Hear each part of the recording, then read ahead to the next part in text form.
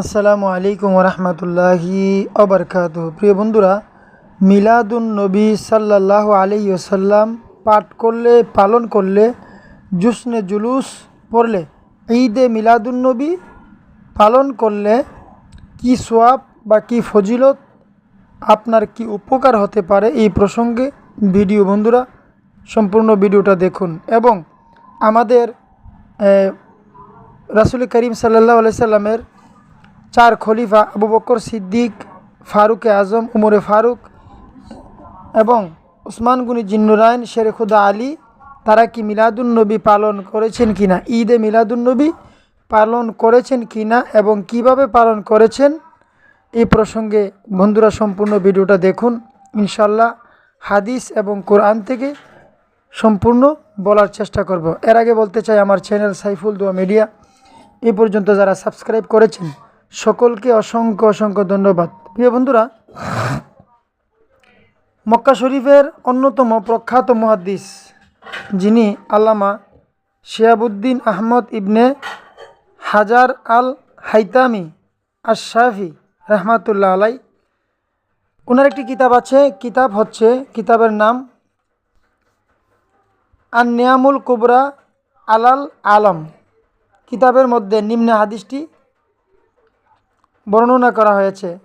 এখানে বলা হয়েছে, নবীজির সর্বশ্রেষ্ঠ সাহাবী, ইসলামের প্রথম খলিফা হজরতে আবু বকর সিদ্দিক রাদিয়াল্লাহু তাআলা আনহু, উনি বলেছেন, যেই ব্যক্তি মিলাদুন নবী সাল্লাল্লাহু আলাইহি ওয়াসাল্লামের উপলক্ষে 1 দিরহাম খরচ করবে, অর্থাৎ আপনার যদি টাকা থাকে, 1টি টাকা হোক অথবা 5 টাকা 10 টাকা হোক, যত টাকাই হোক না কেন, টাকা দান করলে, 1টি টাকাও যদি, অর্থাৎ 1 দিরহাম দান করলে, আমি আবু বকর সিদ্দিকের সাথে সে জান্নাতে সঙ্গী হবে। অর্থাৎ কেউ যদি ঈদে মিলাদুন নবীর উপলক্ষে কেউ যদি 1টি দিরহাম খরচ করে মিলাদুন নবীর অনুষ্ঠানে, ঈদে মিলাদুন নবীর জুলুসে, তাহলে আবু বকর সিদ্দিক রাদিয়াল্লাহু তাআলা আনহুর সাথে সে জান্নাতে থাকবে। সুবহানাল্লাহিল আজিম।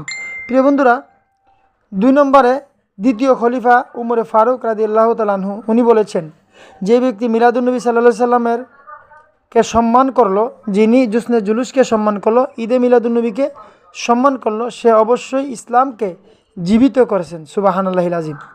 তৃতীয় সাহাবী হজরতে উসমান গনি জিন্নুরাইন, উনি বলেছেন, যে ব্যক্তি ঈদে মিলাদুন নবী সাল্লাল্লাহু আলাইহি সাল্লাম পাঠ করলো, উদযাপন করলো এবং 1 দিরহাম খরচ করলো, সে যেন নবীজির সাথে বদর এবং হুনাইনের জিহাদের যুদ্ধে শরিক হলো এবং সেই সওয়াব তার আমল নামার মাধ্যমে পৌঁছে যাবে। প্রিয় বন্ধুরা, চতুর্থ সাহাবী শেরে খুদা আলী মুর্তজা রাদিয়াল্লাহু তাআলা আনহু বললেন, যেই ব্যক্তি মিলাদুন নবী সাল্লাল্লাহু আলাইহি সাল্লামকে সম্মান করবে এবং উদ্যোক্তা হবে এবং উদযাপন করবে, ইমানের সাথে মৃত্যু বরণ করবে। সুবহানাল্লাহিল আজিম।